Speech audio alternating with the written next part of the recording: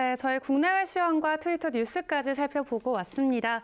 밀레니얼 세대에서 활용하게 될 가상화폐와 블록체인 기술을 살펴보는 시간이죠. 밀레니얼 머니의 백훈종 샌드뱅크 이사님 나와 계십니다. 이사님, 어서 오세요. 안녕하세요. 네, 한 주간 잘 지내셨나요? 네, 너무나도 바쁜 한 주를 보냈습니다. 네, 사실 특근법을 또 앞두고 있기 때문에 또 굉장히 바쁘실 것 같거든요. 요즘 회사 일은 또 어떠세요? 네, 특근법 관련해서 저희 ISMS 신청 지금 들어가 있고 네. 11월 달에 본심사 앞두고 있습니다. 네. 오늘 저희가 다뤄볼 주제로는 이 엘살바도르에 관련된 이야기 나눈다고 제가 들었거든요. 사실 지금 어제였나요? 엘살바도르가 비트코인을 법정화폐로 채택을 하고 나서 이 가격 폭락이 이어졌습니다. 뭐 엘살바도르 때문에 떨어졌다라고 하기도 애매하지만 사실 지금 저희 매체나 언론들을 보면은 다 일제히 그 화살이 엘살바도르를 겨냥하고는 있거든요. 어떻게 보세요? 방금 전에 김도연 앵커님이 읽으신 뉴스 중에 그 IMF를 고맙다고 찬양했던 나이브 부켈레 대통령의 트윗이 있었거든요. 네. 그 나이브 부켈레 대통령은 이번 폭락이 IMF에서 이번에 한 발언 때문이라고 생각을 하는 것 같아요. 네. 그 저도 트위터를 찾아봤는데 정확히 IMF 발언이 뭐였는지는 제가 못 찾았습니다만 이제 인용한 기사들을 보니까 이 계속 지난 몇 달간 해왔던 말들을 또 반복을 했더라고요. 그러니까 엘살바도르 같은 제3국이 비트코인 같이 불안정한 가상화폐를 법정화폐로 채택하는 거는 우리가 아쉽지만 도와줄 수 없다. 이런 얘기를 했던 것 같습니다. 그래서 폭락을 했다 이렇게 봅니다. 네, 또 폭락하자마자 이 엘살바도르에서 150 비트코인을 추가로 매수를 했더라고요. 그래서 총 국가에서는 550개 비트코인을 소유하고 있는 것으로 나타났습니다. 어제 이 채택 소식이 전해지자마자 뭐 대통령이 트위터를 통해서 비트코인으로 뭐 스타벅스나 맥도날드 이런 곳에서 결제를 하는 영상이 올라오기도 하면서 이 국민들의 지지를 원했지만 이 엘살바도르는 현재 이 시위장이 이어지고 있다고 합니다. 이 비트코인을 법정 통화로 받아들이지 못하는 국민들의 시위도 펼쳐지고 있는데 이런 좀 혼란스러운 상황 가운데 좀 저희가 보다 깊이 이 상황에 대해서 한번 찾아보도록 하겠습니다. 이 사실 비트코인의 어떤 채택을 앞두고도 재밌는 캠페인을 벌이기도 했잖아요. 네, 오늘 아침 한국 시간으로 오전 6시였는데 이제 원래 이 레딧이라는 커뮤니티가 있어요. 이 레딧에 브라질 사람들이 모여있는 커뮤니티가 있습니다. 한 300만 명 정도가 들어가 있는 큰 커뮤니티인데 여기에서 이 엘살바도르의 비트코인 법정화폐 채택을 축하하자, 우리가 기념하자. 그래서 정확하게 법안이 발효되는 한국 시간 오전 6시에 30달러어치의 비트코인을 다 같이 매수를 하자라는 캠페인을 벌였거든요. 근데 이게 이제 트위터를 통해서 바이럴이 되면서 약간 전 세계적인 캠페인으로 번졌어요. 그래서 우리나라에서도 저를 비롯한 비트코이너들이 그 무브먼트에 동참을 했죠. 동참하셨어요? 네, 저는 이제 아쉽게도 6시에 못 일어나는 바람에 7시 거의 다 돼서 사긴 했습니다만 저도 동참을 했습니다. 네, 사실 마이클 세일러죠. 이 마이크로 스트래티지의 CEO도 트위터에 이 30달러 무브먼트에 동참하겠냐라고 트위터를 올리자 무려 83%가 예스라고 답을 하기도 했습니다. 물론 이 마이클 세일러의 추종자들이 트위터를 팔로우하기 때문에 이보다 낙관적인 수치가 아니었나 싶은데 이 30달러 무브먼트가 무색할인 만큼 어제 저녁에 큰 폭으로 낙폭을 면치 못했습니다.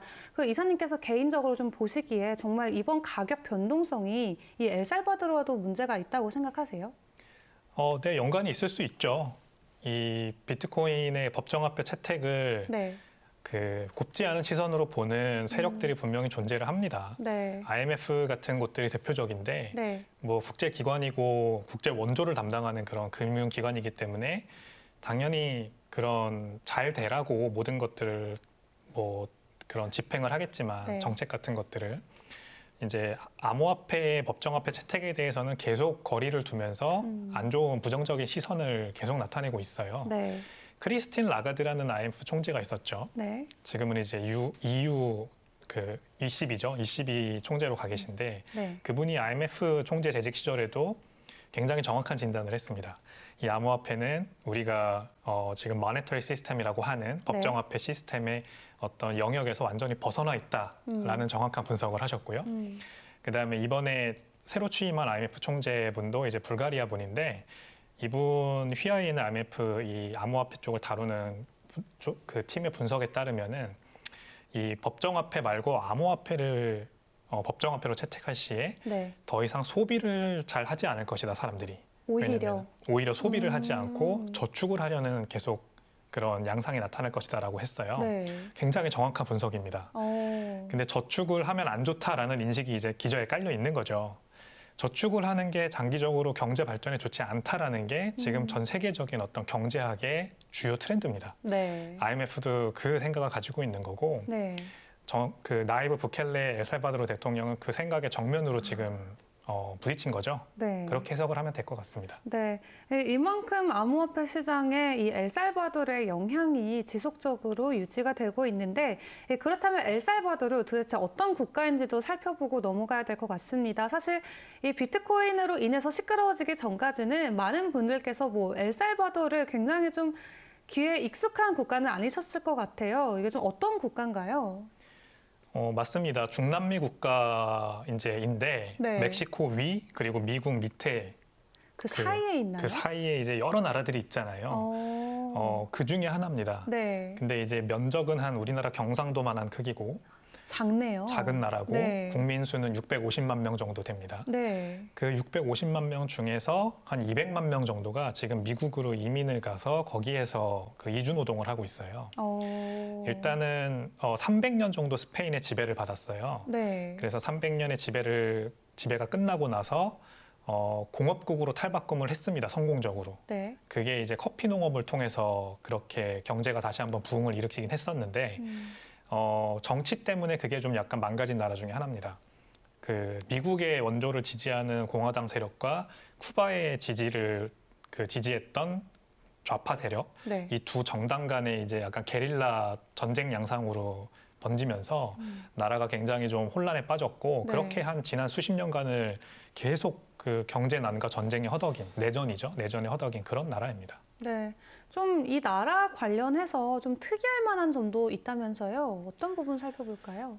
이 나라는 특이한 부분이 방금 말씀드린 그런 이주 노동자가 굉장히 많다는 점, 네. 그리고 그 국가가 벌어들이는 부가가치죠, GDP. 네. 1년 GDP의 거의 20% 정도, 5분의 1 정도가 이 해외 송금을 통해서 발생을 합니다. 외환벌이군요. 이제 말하자면 외화벌이를 하는 이주 노동자들이 본국으로 송금하는 금액이 GDP에 큰 영향을 차지하고 살인율이 높기로 유명해요. 살인율이요? 살인율.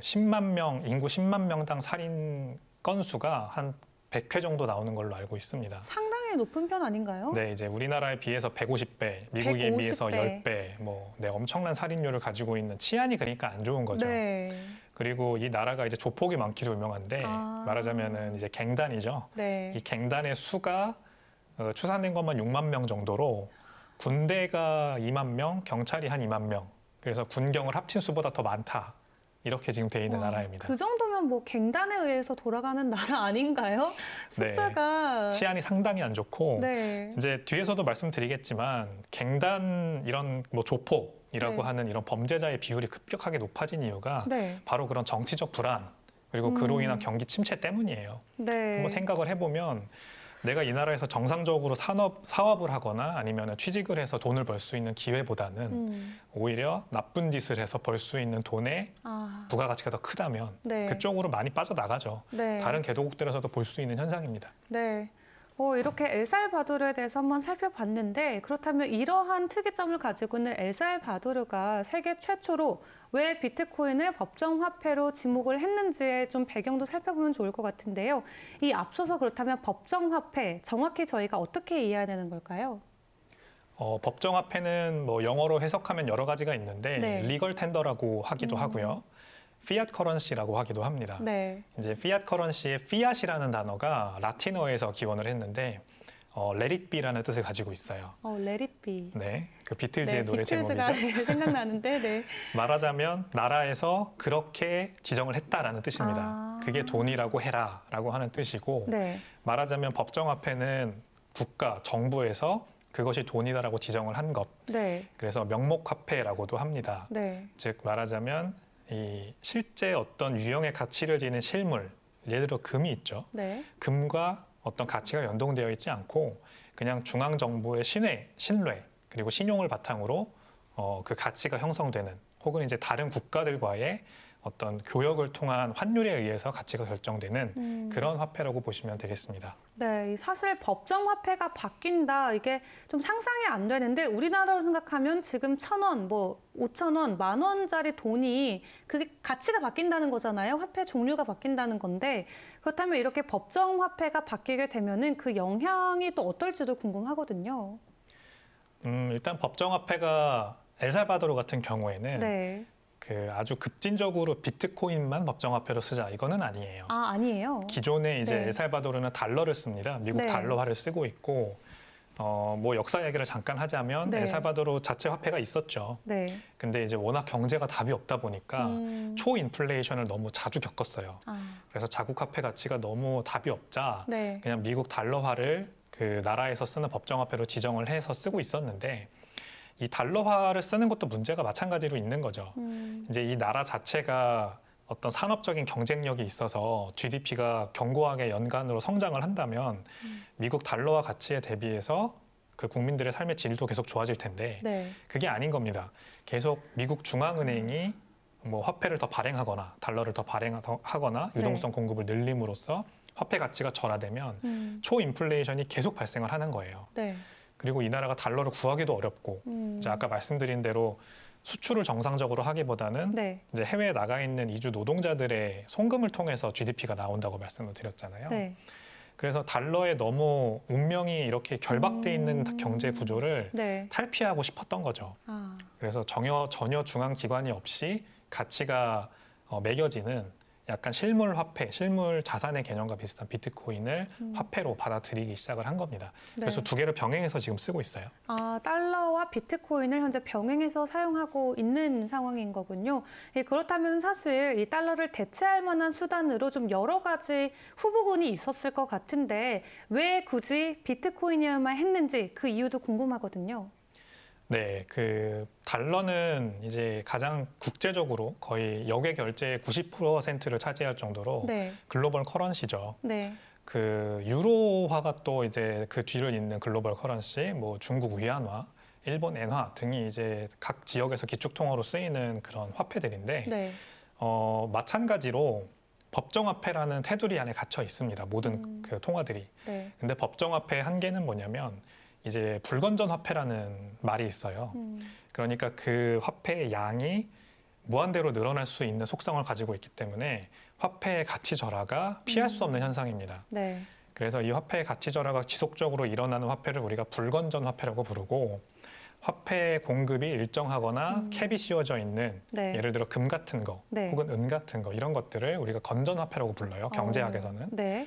그래서 이 나라가 엘살바도르가 가지고 있는 경제의 고질적인 지금 문제는 불건전 화폐를 쓰기 때문에 발생했다 이렇게 본 거예요. 그러니까 건전 화폐를 쓰면은 아까도 잠깐 말씀드렸지만 그 국민들이 미래를 더 낙관적으로 보고 왜냐하면 화폐 가치가 계속 절상을 하니까 저축을 늘리고 소비를 줄이고 당장의 소비를 줄이고 저축을 늘리기 때문에 미래 세대의 부가 더 번영되고 네. 그리고 이건 약간 경제학적인 개념이긴 한데 네. 국가 자체, 사회 전체의 저축이 늘어나면요. 그 저축이 투자로 이어져요. 네. 투자로 이어지면 그 투자가 되게 건전하게 이루어지고요. 그다음에 그 투자로 인한 그 가구별 소득이 늘어나기 때문에 결국에는 소비도 늘어납니다.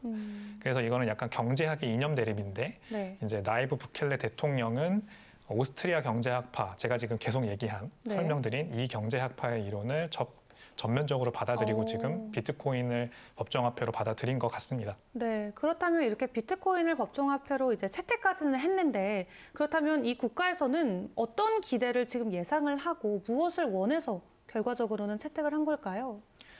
일단은 송금에서 발생하는 수수료가 기존에 너무 높았어요. 달러에서 엘살바도르의 자국 통화로 바꿀 때 그 수수료 말씀하시는 건가요? 그것도 그렇고 네. 일단은 미국에서 엘살바도르로 국제 송금을 할 때, 네. 해외 송금을 할 때 발생하는 수수료가 뭐 웨스턴 유니온이라던가 머니그램이라던가 이런 해외 송금 앱을 대표적으로 쓰는데 네. 이게 퍼센티지가 10% 이상입니다, 보통. 수수료가 10% 이상이요? 네. 진짜 많을 때는 40%까지 발생하기도 해요. 네. 일단은 그 엘살바도르 국민들이 그 월 벌어들이는 그 소득이 한 평균적으로 400불에서 600불 정도가 된다고 합니다. 우리나라 돈으로 40에서 60만 원 정도니까 상당히 네. 적은 금액이죠. 그쵸. 근데 그런 송금 앱들의 특징은 적은 금액을 보내면은 더 많은 수수료를 내야 돼요. 그러니까 거기에서 발생하는 수수료가 GDP를 삭감시키는 그 영향만 하더라도 엄청난 겁니다. 그러네요. 10에서 40%면. 네. 그거를 이 비트코인 송금으로 바꾸게 되면은 이제 현저하게 저하시킬 수가 있어요. 비트코인은 우리가 일반적으로 아는 그 좀 뭐 결제가 느리다, 네. 송금이 느리다 이렇게 알고 계시지만 네. 그거는 비트코인의 기본 레이어를 사용해서 송금했을 때 그런 것이고 지금 이제 엘살바도르가 채택한 방식은 라이트닝 네트워크라고 하는 네. 세컨드 레이어를 지금 쓰고 있거든요. 그래서 거의 수수료가 0에 가깝습니다. 거의 0이기 때문에 네, GDP가 그것 때문에 올라가는 효과 첫 번째고 네. 두 번째는 더 중요한 것일 수도 있는데 네. 이것을 통한 어떤 해외 자본을 유치할 수가 있어요. 지금 벌써 그 엘살바도르의 추정 연간 GDP 상승률이 3배에 이를 것이다라는 그 추정이 나오고 있거든요. 네. 그러니까 올해가 지난해보다 3배 이상 성장할 거라는 거죠. 말이 안 되는 수치거든요, 사실.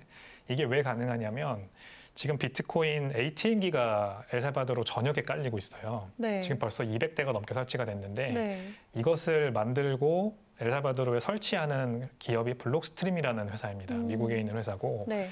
이 회사가 자본을 엘살바도르에 유치하는 것만 해도 지금 벌써 수십억 원대에 이르고 있거든요. 그렇겠네요. 그게 하나의 예입니다. 네. 그리고 지금 비트코인 그 엘살바도르 정부가 3비트코인을 그 투자 이민 형식으로 투자를 하면 그 영주권을 주겠다고 지금 공약을 해놨기 때문에 영주권까지 비트코인으로 네.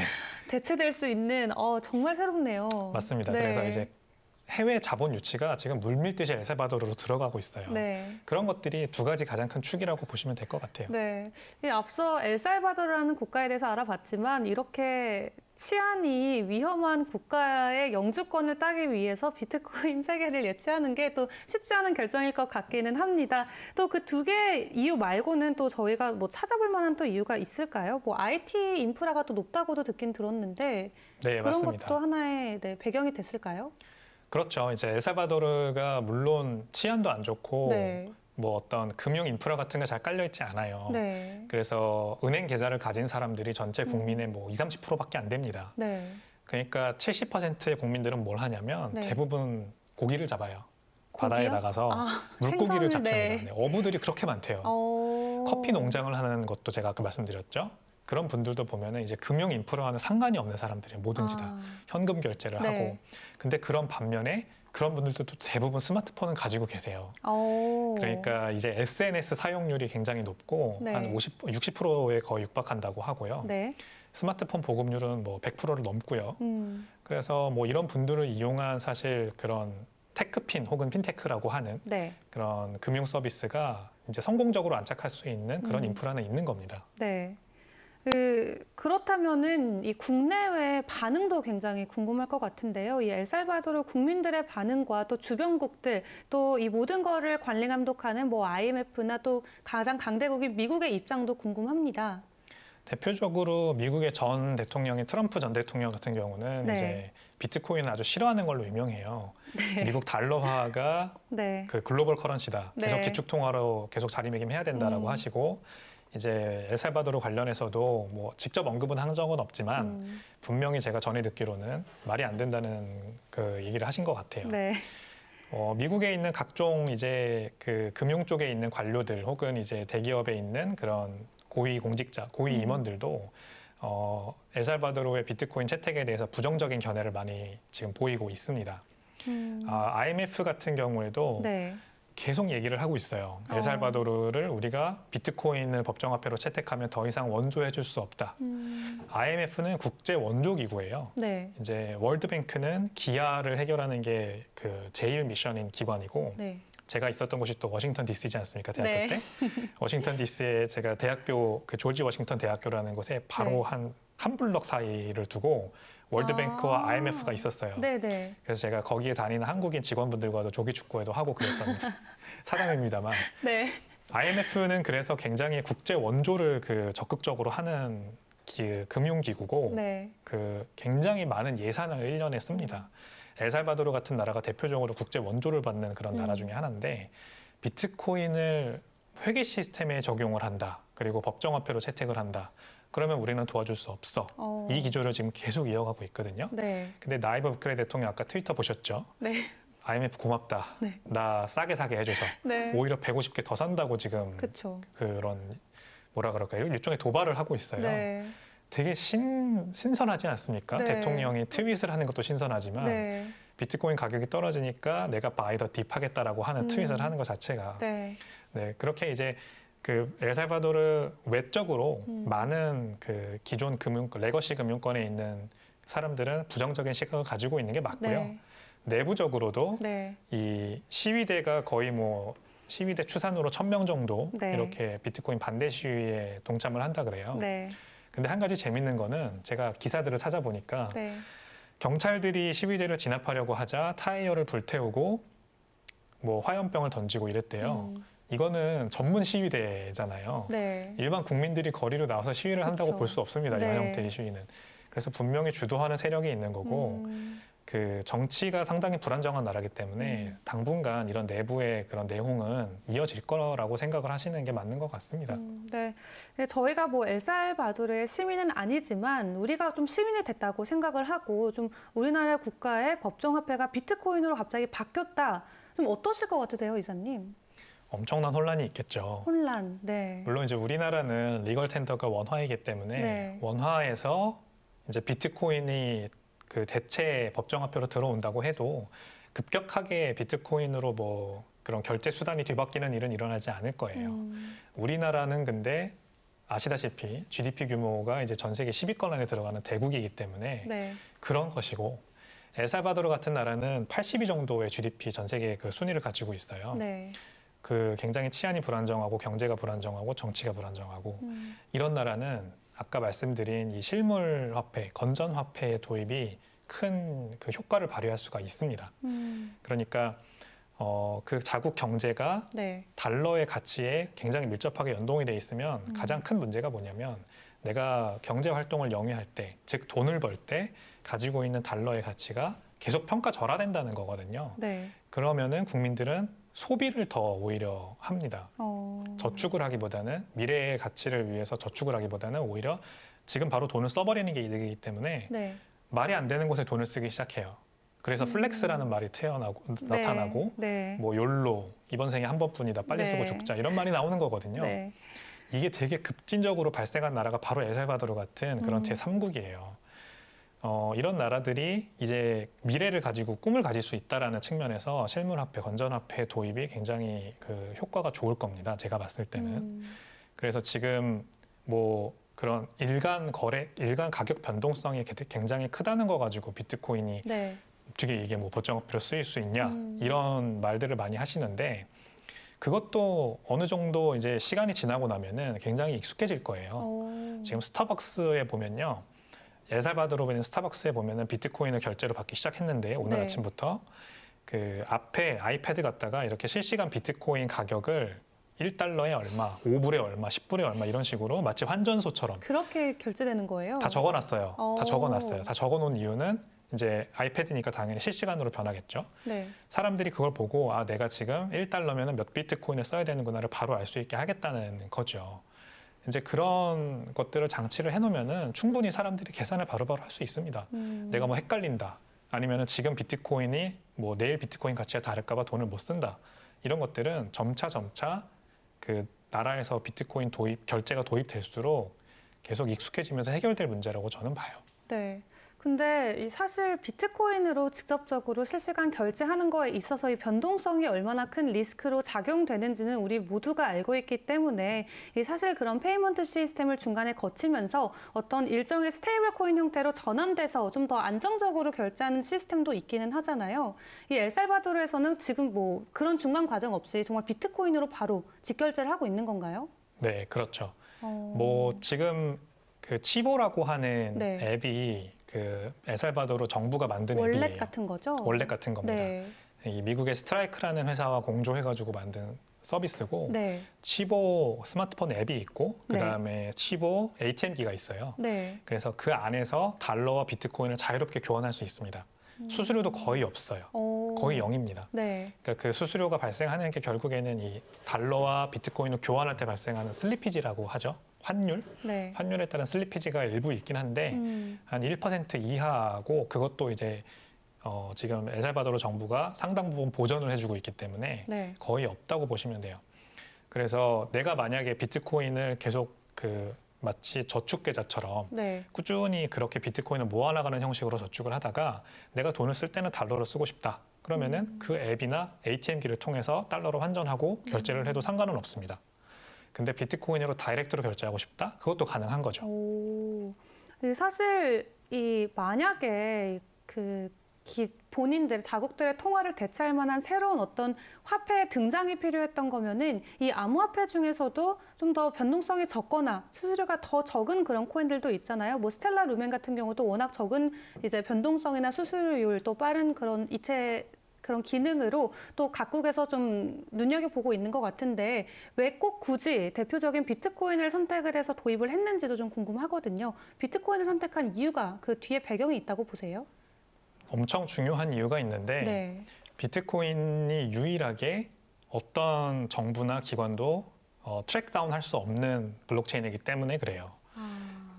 비트코인 외 다른 모든 블록체인 및 암호화폐, 가상화폐들은 다 누군가가 마음을 먹고 그 본사를 공격한다, 셧다운시킨다, 서버를 셧다운시킨다, 아니면 창업자를 구속한다.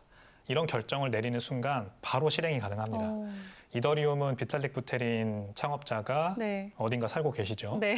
그리고 방금 말씀하신 스텔라 루멘도 본사가 존재하고요. 네. 다 그렇습니다. 이제 암호화폐라는 게 결국 그 탈중앙화된 블록체인 기술을 써서 누구든 이제 함부로 1인이 결정할 수 없는 구조를 만들어 놓긴 했지만 네. 결국에는 국가 단위로 쓸 수 있는 법정화폐로 기능을 하려면 그 누구도 이것을 셧다운 시킬 수 없다. 영어로는 confiscate 할 수 없다. 네, 이런 이제 특성이 있어야 되거든요. 네. 한마디로 천하무적이네요, 그냥. 천하무적이죠. 네. 비트코인을 내가 어딘가에 보관을 하시면 네. 내가 그냥 그 시드 구문 20개만 머릿속에 기억하고 있으면 발가벗고 아프리카의 사막 한가운데 떨어져도 네. 인터넷 연결만 있는 곳에 있으면 다시 찾을 수가 있어요. 그쵸. 엘살바도르가 그래서 만약에 뭐 다시 스페인의 침공을 받게 돼가지고 모든 자산이 몰수당한다고 하더라도 나는 시드 구문만 기억하고 있으면 됩니다. 그러니까 얼마나 이게 좋은 기능인가요? 네, 굉장히 흥미로운 사례들을 계속해서 살펴보고 있는데요. 이 엘살바도르의 배경, 또 비트코인을 법정 화폐로 왜 채택할 수밖에 없었는지에 대한 이유도 저희가 들어봤습니다. 그렇다면 어제부터 본격적으로 진행이 되고 있는 이 비트코인의 법정 화폐, 현재 잘 진행이 되고 있기는 한가요? 하루밖에 지나지 않았지만 뭐 어떤 상황일까요? 네, 일단은 법정화폐 그 법안이 발효된 거는 이제 만 하루도 지나지 않았어요. 네. 그래서 지금 트위터에 계속 올라오는 걸 제가 보고 들어왔는데 네. 그 나이브 부켈레 대통령이 굉장히 적극적으로 일단 트위터를 하고 계시고 네. 지금 스타벅스가 결제를 받기 시작했고요. 네. 그 전에 앞서서 맥도날드가 받기 시작했고 그다음에 피자헛도 받기 시작했다고 얼마 전에 트위터가 떴습니다. 네. 그러니까 이런 이제 대형 프랜차이즈들 위주로 비트코인 결제가 되게 적극적으로 이루어지고 있는 건 사실이고요. 네. 스타벅스가 좀 적극적인 행보를 보이고 있는데 그 중에서도 지금 엘살바도르의 비트코인 페이먼트 결제 도입을 계기로 네. 다른 중남미 국가들 스타벅스 매장에도 확산할 그 의사가 있다라고 얘기를 했어요. 그런 상태고, 근데 반면 뭐 우리나라도 자영업자들 비중이 많지만 이제 엘살바도르도 그렇거든요. 네. 그래서 이런 대형 프랜차이즈들 외에 자영업을 운영하는 상점들 같은 경우에는 아직까지는 많은 비율의 사람들이 한 어떤 기사에서는 70% 정도 되는 사람들이 지금 비트코인 결제 계획이 없다라고 밝혔다고 합니다. 비트코인이 뭔지도 모른다고 답한 비율도 꽤 되고요. 네. 비트코인의 어떤 그 가격 변동 때문에 무서워서 쓰지 못하겠다라고 얘기한 분들도 많대요. 그래서 이제 러닝 커브는 분명히 있을 것 같아요. 러닝 커브는 분명히 있을 거고 말하자면 이제 도입을 시작한 곳들부터 점차 그것의 효과에 대해서 그 얘기가 나오기 시작하겠죠. 그 얘기 나오는 것들이 만약에 긍정적이고 되게 좋으면 그게 이제 네트워크 효과로 작용을 해서 작은 상점을 운영하는 자영업자들에도 점점 전파가 될 겁니다. 네. 기간은 분명히 필요할 것 같습니다. 네. 그렇다면 어느 정도 지금 만약에 시간이 필요한 단계다라고 보시면은 이게 일정 시간이 지나면은 정말로 그 자국 화폐로서의 어떤 기능을 위치를 잘 잡을 수 있을 것이라고 예상하세요? 네, 저는 그렇게 믿는 사람 중에 하나고 일단은 아까 이제 오스트리아 경제학에 대해서 잠깐 말씀을 드렸는데 네. 이 불건전 화폐를 사용하는 국가들은 칸티용 효과라는 그런 안 좋은 현실에 직면을 해야 돼요. 칸티용 효과라는 건 뭐냐면 중앙은행이 화폐를 발행하죠. 네. 그럼 중앙은행은 새로 발행한 화폐를 가장 먼저 받는 곳들은 은행입니다. 네. 그리고 은행에서 가장 먼저 그 돈을 받는 자들은 누굴까요?